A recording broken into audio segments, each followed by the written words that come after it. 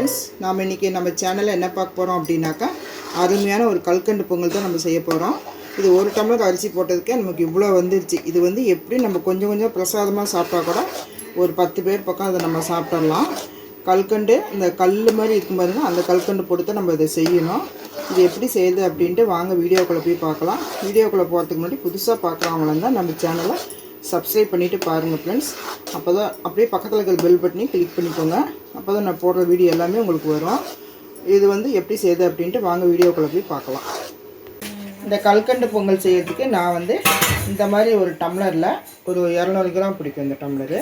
இதில் வந்து ஒரு டம்ளர் பச்சரிசியை நல்லா கழுவி ஒரு 15 நிமிஷமாக நான் ஊற வச்சுருக்கிறேன். இதே டம்ளர்லேயே ஒரு அரை டம்ளர் பாசி பருப்பு, இதுவும் வந்து தனியாக ஊற வச்சுக்கிறேன். இப்போ இது வந்து நான் வந்து ஒரு குக்கரில் போட்டுக்கிறேன்.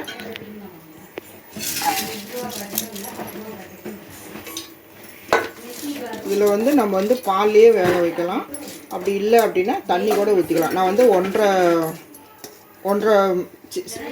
ஒரு டம்ளரும் அரை டம்ளரும் ரெண்டும் சேர்ந்து 1.5, அது 1.5க்கு நான் வந்து 5 டம்ளர் தண்ணி ஊற்றுவேன். தண்ணி இல்லைன்னா பால். நான் வந்து இப்போ ஒரு 3 டம்ளர் வந்து இதில் வந்து தண்ணி ஊற்றி நான் வேக வச்சு ஃபஸ்ட்டு எடுத்துக்கிறேன். அதுக்கப்புறம் நல்லா வெந்ததுக்கப்புறம் மசிச்சுட்டு நான் வந்து 2 டம்ளர் பால் ஊற்றுவேன். இப்போ நீங்கள் வந்து பாலையே வேக வைக்கணும்னா இந்த மாதிரி குக்கரில் வைக்காதீங்க.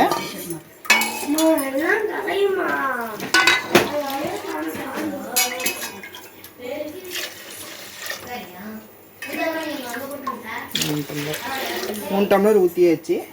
இப்போ வந்து இதை வந்து நல்லா கலக்கி விட்டுட்டு ஒரு 3-4 விசில் விட்டு நம்ம 4 விசில் வச்சு நான் ஆஃப் பண்ணிவிட்டேன்.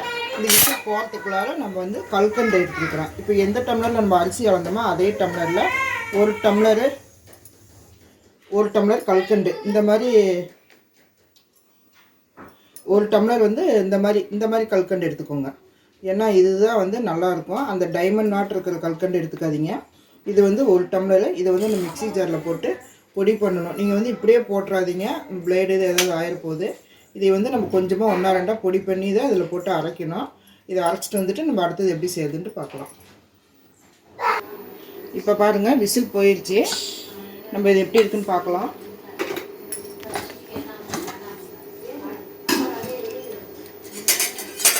நல்லா வெந்துருச்சு. ஃபஸ்ட்டு இதை வந்து நல்லா மசிச்சு விட்டுக்கோங்க. நல்லா இப்படி மசிச்சு விட்டு அப்புறம் தான் நம்ம பால் ஊற்றணும். இப்போவே நம்ம அந்த கல்கண்டு பாலில் ஊற்றிட்டோம்னா சோறு வந்து நல்லா விரைச்சிக்கும். அதனால் நல்லா வந்து நீங்கள் மசிச்சு விட்டுட்டு அப்புறம் தான் மற்றதெல்லாம் நம்ம சேர்த்துக்கணும்.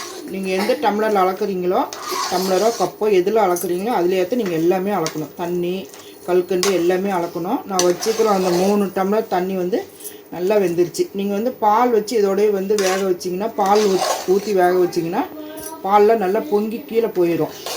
அதனால் நீங்கள் அப்படி பால் வச்சு பால்லையே வேக வைக்கணும்னு நினச்சிங்கனாக்கா ஒரு குண்டாலையோ இல்லை ஒரு வடை சட்டியிலே போட்டு நீங்கள் வேக வச்சு எடுத்துக்கலாம். இப்போ இதில் வந்து 2 டம்ளர் பால் ஊற்றிக்கிறேன். நல்லா மசிச்சுட்டேன். நல்லா அந்த ஓரமெல்லாம் நல்லா எடுத்து விடுங்க. நல்லா மசிச்சுட்டேன். இப்போ 2 டம்ளர் பால் ஊற்றிக்கிறேன். இதே டம்ளரில் தான் நான் கல்கண்டு அளந்த டம்ளர்லேயே தான் நான் வந்து பால் ஊற்ற போகிறேன். இது வந்து காய்ச்சி ஆற வச்ச பால் தான். 2 டம்ளர் ஊற்றுறேன்.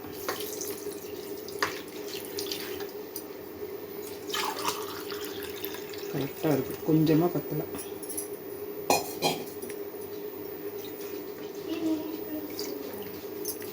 இப்போ இது வந்து நல்லா கலந்து விடுங்க. இப்போ பாருங்கள், நான் வந்து நல்லா கலந்து விட்டுட்டேன். நான் வந்து அடுப்பே பற்ற வைக்கல. நல்லா கலந்து விட்டுட்டு தான் அடுப்பு பற்ற வச்சுக்கணும். இப்போ வந்து நல்லா கலந்துட்டேன் நான். இதில் வந்து நம்ம அந்த பொடி பண்ணி வச்சுருக்கிற இந்த கல்கண்டு அதை போட்டுக்கலாம். நம்ம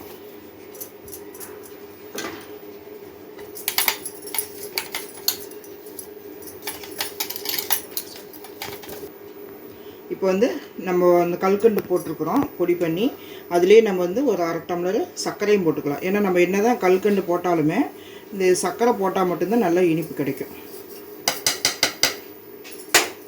இப்போ இது வந்து நல்லா மிக்ஸ் பண்ணி விடுங்க. நம்ம இந்த சர்க்கரை இந்த கல்கண்டு பொடியெலாம் போட்ட உடனே கொஞ்சம் இலகி வரும், அப்புறம் கெட்டியாயிடும். இது வந்து ரேஷன் பச்சரிசி தான் நான் போட்டிருக்கிறேன். நீங்கள் கடையில் வாங்குறதா இருந்தால் கூட நீங்கள் போட்டுக்கோங்க. ஒரு டம்ளர் அரிசிக்கு எவ்வளோ வந்துருக்குது பாருங்கள். அடுப்பு வந்து சிம்மில் வச்சுக்கோங்க. நான் சிம்மில் தான் வச்சுருக்கிறேன். நல்லா கலந்து விடுங்க. பொடி பண்ணி போடும்போது நமக்கு சீக்கிரமாக நல்லா கலந்துடும். இதிலே வந்து ஒரு 2 ஸ்பூன் நெய் ஊற்றிக்கலாம்.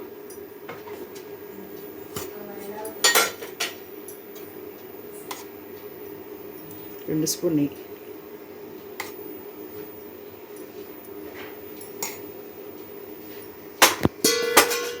இதில் கொஞ்சமாக பச்சைக்கல் போடுறோம்.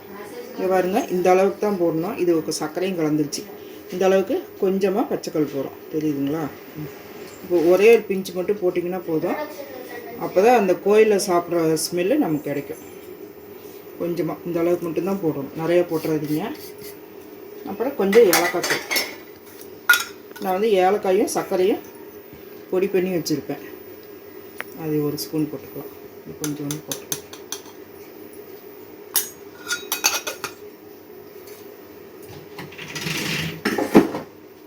இப்போ இது எல்லாத்தையும் நல்லா கலந்து விடுங்க.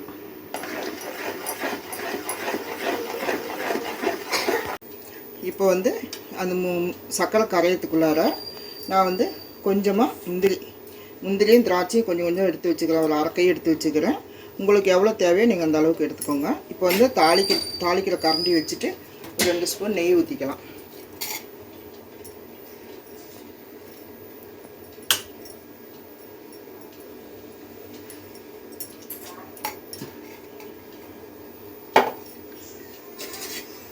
இப்போ வந்து இந்த திராட்சை முந்திரி நான் வந்து இதில் போட்டுக்கிறேன்.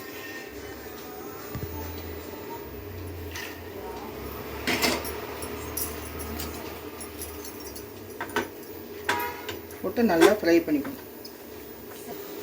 இப்போ பாருங்கள், நல்லா பொரிஞ்சிருச்சு திராட்சை முந்திரி. இப்போ நம்ம இதில் ஊற்றிடலாம். பாருங்கள், நல்லா கிளறி விட்டுருங்க. இது வந்து பார்க்க தான் இப்படி இருக்கும். கொஞ்ச நேரத்துலேயே இது வந்து நல்லா கெட்டியாயிடும். நல்லா அடி பிடிக்காத மாதிரி நல்லா அடியில் தேய்ச்சி விட்ருங்க. இந்த கார்னர்லாம் இருக்கும், தேய்ச்சி விட்ருங்க. பொங்கல்னால் இப்படி இருக்கணும். கல்கண்டு பொங்கல்னால் இந்த மாதிரி ஒரு தடவை நம்ம செஞ்சு சாப்பிட்ணும். நல்லா நெய்யெல்லாம் ஊற்றி, நெய் வந்து நீங்கள் எவ்வளோ வேணாலும் ஊற்றலாம். இது வந்து உள்ளே இழுத்துக்கிட்டே தான் இருக்கும். நீங்கள் எவ்வளோ வேணாலும் ஊற்றிக்கலாம், உங்கள் இஷ்டம். எனக்கு இது போதுன்ட்டு நிறுத்திட்டேன். அவ்வளோதான். அருமையான ஒரு கல்கண்டு பொங்கல் ரெடி ஆயிடுச்சு. சக்கரை பொங்கல்னே வருது. ஏன்னா அதையே செஞ்சு நமக்கு சக்கரை பொங்கல்னே வருது. இல்லை பேசு.